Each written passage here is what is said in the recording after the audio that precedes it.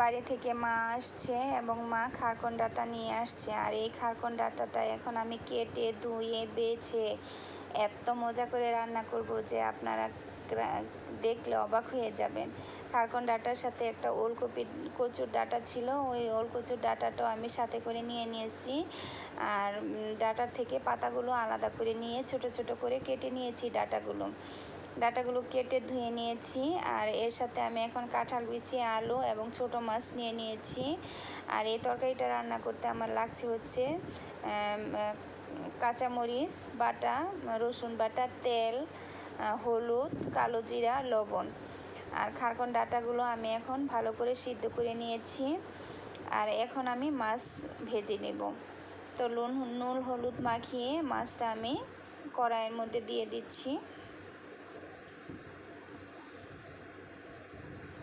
আর মাছ ভাজা হইতে হইতে যে খারকন ডাঁটা সিদ্ধ হয়েছিল, এই ডাঁটার যে পানিটা আছে ওইটা আমি চিপড়ে ফেলে দিব।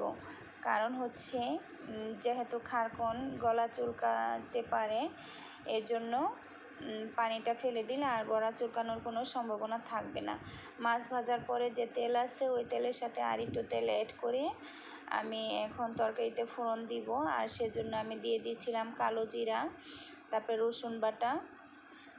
রসুন আর কালো জিরা ভালো করে কষিয়ে ওইখানে আমি দিয়ে দিয়েছিলাম পানি, তারপরে লবণ, হলুদ, কাঁচামরিচ, এরপর কাঁঠাল বিচি, তারপর আলু এবং কাঁঠাল বিচি সিদ্ধ হওয়ার পরে খারকনটা ডাঁটাগুলো দিয়ে ভালো করে কষিয়ে তার মধ্যে পানি দিয়ে এবং ছোটো মাছ দিয়ে এখন ভালো করে জাল দিয়ে নিচ্ছি।